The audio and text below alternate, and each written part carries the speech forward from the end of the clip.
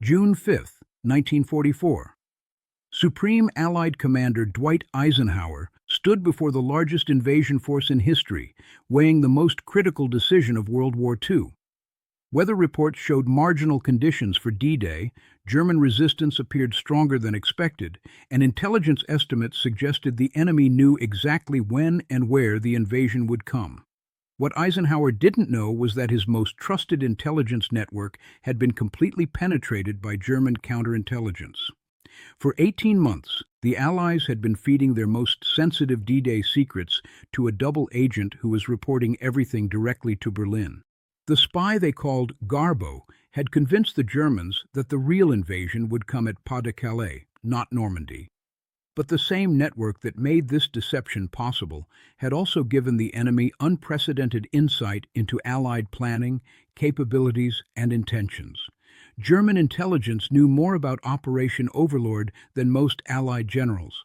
The decision to trust compromised intelligence networks would bring the invasion within hours of complete disaster. German forces would be positioned exactly where they needed to inflict maximum casualties. Allied deception would backfire catastrophically, and the largest amphibious operation in history would nearly fail because Eisenhower trusted the wrong spy. This is the story of how the Allies' greatest intelligence triumph became their greatest intelligence vulnerability, how trusting a double agent nearly lost D-Day, and how the spy who was supposed to save the invasion almost destroyed it instead. The fatal decision began 18 months earlier, when Allied intelligence decided to trust a man whose loyalty was impossible to verify. December 1942. Juan Pujol García arrived in London claiming to be a Spanish businessman with access to German intelligence networks. British MI5 officers were skeptical of the walk-in volunteer, but Garcia's information about German operations appeared accurate, and his anti-Nazi credentials seemed genuine. What the British didn't know was that Garcia had already been recruited by German intelligence as Agent Arabelle, tasked with establishing a spy network in Britain to monitor Allied invasion preparations.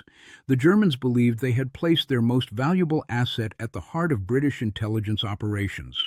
MI5 decided to use Garcia as a double agent, giving him the codename Garbo and allowing him to feed carefully controlled information to his German handlers. The British believed they were running Garcia. The Germans believed Garcia was running the British. Both sides were convinced they had recruited the perfect spy.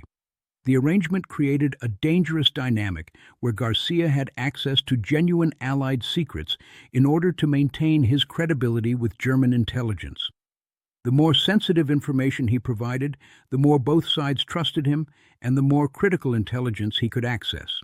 January 1943. Garcia began building a fictional network of sub-agents across Britain, each supposedly monitoring different aspects of Allied military preparations. The network existed only in Garcia's imagination and German intelligence files, but it provided the framework for one of the war's most elaborate deception operations. British intelligence used Garcia's network to feed false information to the Germans about Allied invasion plans.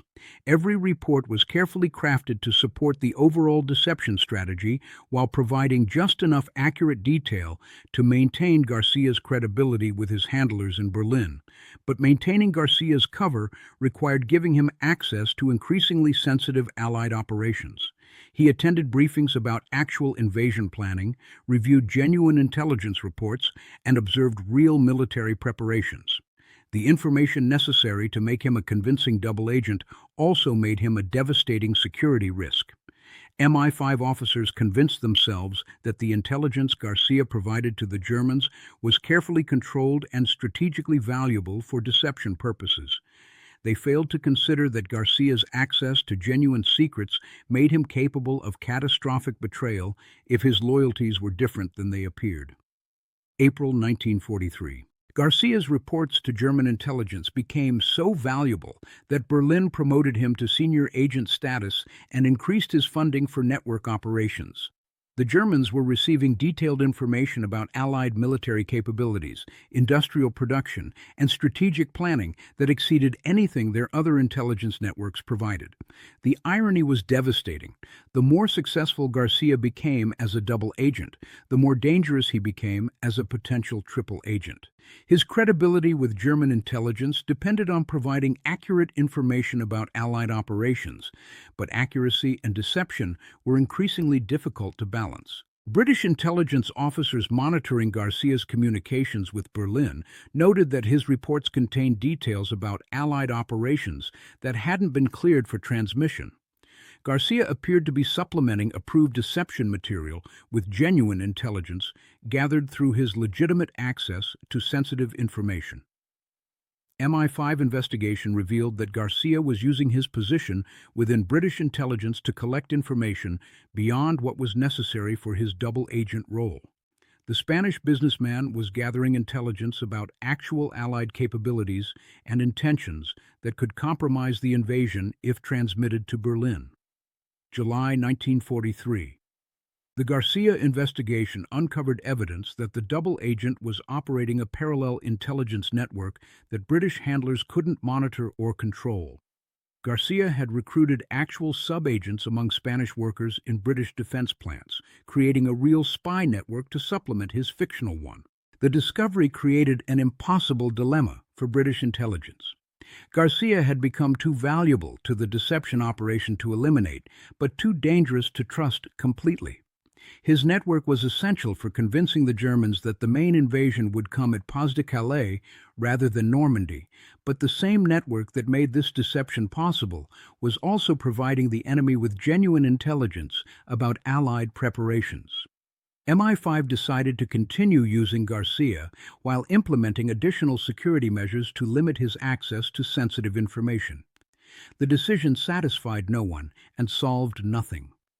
Garcia remained dangerous, but the deception operation required maintaining his credibility with German intelligence regardless of the security risks. The compromise solution pleased neither security nor deception requirements, creating exactly the conditions that would make the D-Day intelligence disaster possible. November 1943. German intelligence analysis of Garcia's reports revealed detailed knowledge of Allied invasion capabilities that exceeded what any double agent should possess. The accuracy of his information about industrial production, military organization, and strategic planning convinced German analysts that Garcia had access to the highest levels of Allied decision-making. What German intelligence didn't recognize was that Garcia's accurate reporting about Allied capabilities made his false reporting about Allied intentions more credible. The genuine secrets he provided convinced German analysts to believe the false secrets he transmitted about invasion timing and location. But the intelligence Garcia was providing about actual Allied capabilities was enabling German defensive preparations that would make any invasion more costly.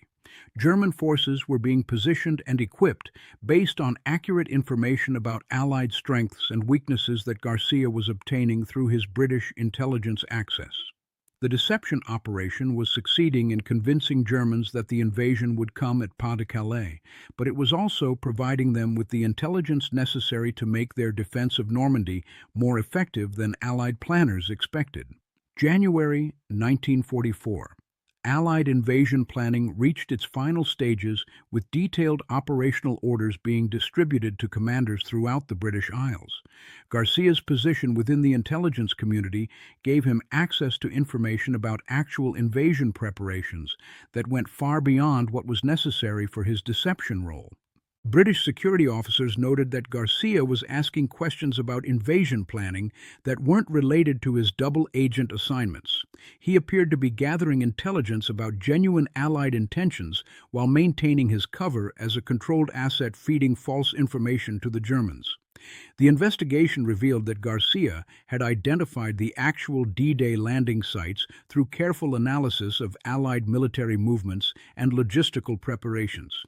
His access to transportation schedules, supply distributions, and unit deployments had enabled him to deduce the real invasion plan despite official deception efforts. MI5 faced the terrifying possibility that their most valuable double agent had discovered the actual invasion plan and might be preparing to transmit that information to German intelligence at the critical moment. May 1944. Final D-Day preparations began with massive military movements throughout Britain as Allied forces concentrated for the invasion. Garcia's intelligence network was perfectly positioned to observe and report these movements to German intelligence, providing the enemy with detailed information about Allied capabilities and intentions. German intelligence reports based on Garcia's observations showed accurate knowledge of Allied force concentrations, equipment capabilities, and logistical preparations. The information was enabling German defensive planning that would make the Normandy invasion far more costly than Allied commanders anticipated. Eisenhower's intelligence staff noted that German defensive preparations in Normandy showed sophisticated understanding of Allied capabilities that suggested a serious intelligence compromise. Enemy forces were positioned and equipped in ways that demonstrated detailed knowledge of Allied invasion planning. The investigation focused on Garcia's network as the most likely source of the intelligence leak. His reports to German intelligence contained information that could only have come from someone with access to the highest levels of Allied planning, and his position within British intelligence gave him exactly that access. June 3, 1944. Eisenhower received final intelligence briefings showing that German forces in Normandy were prepared for Allied invasion in ways that suggested they knew when and where the attack would come. Enemy defensive positions were optimized against exactly the type of assault that Allied forces were planning to conduct. The intelligence indicated that Garcia's network had provided the Germans with such detailed information about Allied capabilities that enemy forces could prepare specific countermeasures against Allied tactics and equipment. The invasion would face prepared defenses rather than the surprised resistance that deception operations were supposed to ensure. British intelligence officers recommended postponing D-Day until the intelligence compromise could be addressed, but weather conditions and operational requirements made delay impossible. The invasion would proceed despite evidence that German intelligence knew enough about Allied plans to mount an effective defense. Eisenhower faced the devastating possibility that the invasion he was about to launch would encounter German forces that had been preparing for exactly the assault he was planning to conduct. June 5, 1944. Eisenhower's final decision to proceed with D-Day was made despite intelligence indicating that Garcia's network had provided the Germans with critical information about Allied capabilities and intentions. The Supreme Commander chose to trust that Allied superiority would overcome German preparation rather than delay the invasion to address intelligence compromises. The decision represented a calculated gamble that deception about invasion location would offset intelligence leaks about invasion capabilities. Eisenhower was betting that German forces concentrated at Pas-de-Calais would offset German preparation at Normandy, regardless of how much Garcia had told them about Allied plans. But Garcia's final report to German intelligence contained information that would nearly prove Eisenhower's gamble catastrophically wrong. June 6, 1944. D-Day landings encountered German resistance that demonstrated sophisticated understanding of Allied tactics, capabilities, and objectives. Enemy defensive fire was coordinated in ways that suggested detailed advanced knowledge of Allied assault plans, and German countermeasures were precisely calibrated against Allied equipment and techniques. The assault on Omaha Beach became a near disaster as German forces demonstrated uncanny ability to predict Allied movements and concentrate fire at exactly the points where Allied forces were most vulnerable. The precision of German defensive arrangements suggested that they had received detailed information about Allied assault plans from a source with access to operational planning. Garcia's intelligence had enabled German preparation that turned what should have been a surprise assault into a costly frontal attack against prepared defenses. The double agent who was supposed to deceive the Germans had instead provided them with the intelligence necessary to make Allied deception irrelevant. By evening, Allied forces had established their beachheads, but casualties exceeded estimates by margins that reflected the cost of trusting compromised intelligence networks. The invasion succeeded despite Garcia's betrayal, not because of his deception. June 7, 1944. Post-invasion intelligence analysis revealed that Garcia had transmitted detailed information about Allied assault plans to German intelligence in the final days before D-Day. His reports had enabled German defensive preparations that nearly defeated the invasion, despite overwhelming Allied advantages in men and material. The investigation confirmed that Garcia had been operating as a triple agent from the beginning, feeding genuine Allied secrets to German intelligence while maintaining his cover as a British double agent. His deception had been so sophisticated that British handlers continued believing he was working for them, even as he systematically betrayed Allied operations to the enemy. The intelligence disaster had been compounded by British refusal to acknowledge that their most trusted spy was actually their most dangerous enemy. Garcia's value as a deception asset had blinded his handlers to evidence of his betrayal, creating exactly the conditions that nearly led to D-Day's failure. July 1944. Garcia disappeared from his London residence as Allied investigators closed in on evidence of his systematic betrayal of invasion planning. German intelligence had evacuated their most valuable asset before Allied security services could arrest him for treason that had nearly cost the invasion. British intelligence officials attempted to minimize the damage by claiming that Garcia's intelligence had been controlled and that his reports had supported Allied deception objectives. The cover story concealed the truth that Allied intelligence had been completely penetrated by German counterintelligence at the highest levels. The Garcia case became classified at levels that ensured the truth about D-Day intelligence compromise would remain secret for decades. The Allied victory in Normandy was used to justify retrospectively the risks that had nearly led to Allied defeat. August 1944. German intelligence files captured during the Allied advance revealed the full extent of Garcia's intelligence operation and its impact on German defensive preparations. His reports had provided Berlin with detailed information about Allied capabilities that enabled defensive planning specifically calibrated to counter Allied advantages. The captured files confirmed that Garcia had never been a double agent working for British intelligence. He had been a German agent from the beginning, recruited before his arrival in London and tasked with penetrating Allied intelligence operations through voluntary recruitment as a double agent. The deception had been sophisticated beyond anything Allied intelligence had previously encountered. Garcia had allowed himself to be recruited as a double agent in order to gain access to the genuine Allied secrets that would enable German victory, while his fictional spy network provided the framework for intelligence gathering that appeared to support Allied objectives. The truth was devastating. Allied intelligence had been systematically deceived by German counterintelligence for 18 months, providing their most dangerous enemy with detailed information about the invasion that was supposed to end the war. Post-war analysis revealed that Garcia's betrayal had cost Allied forces thousands of casualties that proper intelligence security could have prevented. The spy who was supposed to save D-Day had nearly destroyed it, and only overwhelming Allied superiority had overcome the intelligence disaster that trusting Garcia had created. The lesson was clear but uncomfortable. In intelligence operations, the most dangerous enemies were those who appeared to be the most valuable friends.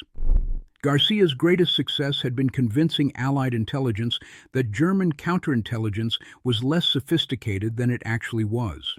Eisenhower's decision to trust the wrong spy had brought the invasion within hours of failure, proving that intelligence victories could be more dangerous than intelligence defeats when they created false confidence in compromised operations. The double agent who nearly lost D-Day had demonstrated that in the shadow war of espionage, the greatest victories often belonged to the side that could convince their enemies that they were winning when they were actually losing.